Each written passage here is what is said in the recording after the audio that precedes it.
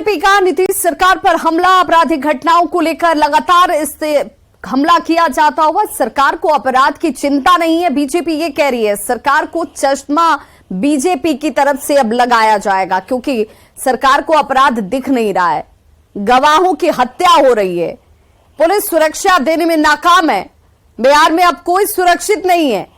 BJP नेता RCP Singh की तरफ से सीएम नीतीश कुमार पर निशाना साधा गया और कहा कि नीतीश राज में अब कोई सुरक्षित नहीं रहा। कोई तबका नहीं है जो आज आतंकित नहीं है और दिन दहाड़े गोलियां चलाई जा रही है। चाहे वो कोई भी मामला हो, पीछे कुछ भी हो, लेकिन रिजल्ट क्या निकलता है? रिजल्ट यही निकलता है कि भाई फलाने की हत्या हो। पत्रकार भी सुरक्षित नहीं है, कारोबारी सुरक्षित नहीं है, अपहरण की घटनाएं बढ़ चुकी हैं।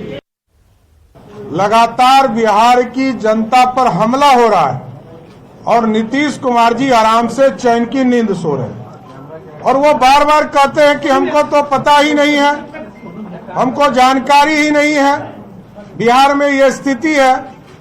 अब उनको अलग से एक चश्मा उपलब्ध भारतीय जनता पार्टी कराना चाहती है कि नीतीश बाबू आप बताइए किस चश्मे से देखना चाहते हैं। आज भी बेगूसराय में, मोतिहारी में और जिस तरह गवाह की हत्या हो रही है, इससे स्पष्ट है कि पुलिस संरक्षण देने में पूरी तरह विफल है।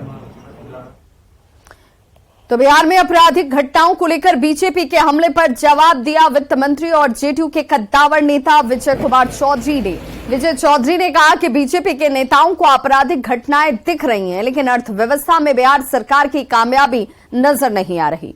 उन्होंने बीजेपी नेताओं पर राज्य को बदनाम करने का आरोप लगाया। कि केंद्र में भारत सरकार, उसके आंकड़ों पर भी अगर भरोसा नहीं है, उनके आंकड़े भी इनकी आंख खोलने में सक्षम नहीं हो पा रहे हैं, तो सोचिए कि बिहार के भाजपा नेता कितनी गहरी नींद में सो रहे हैं कि इनको इन्हीं की सरकार के आंकड़े भी नींद नहीं खोल पा रहे हैं। तो ये समझना चाहिए। इसी तरीके से अभी कुछ महीने, मतलब कुछ दिन पहले जो नीति आयोग के आंकड़े आए थे, वो भी भारत सरकार की संस्था है, कि जो MPI जो कहते हैं, मल्टी डायमेंशनल पॉवर्टी इंडेक्स, मतलब बहुआयामी गरीबी सूचकांक, जो किसी भी देश प्रदेश के गरीबी मापने या गरीबी के मोर्चे पर सरकार किस तरह का काम कर रही है, ये उसके आकलन का तरीका होता है।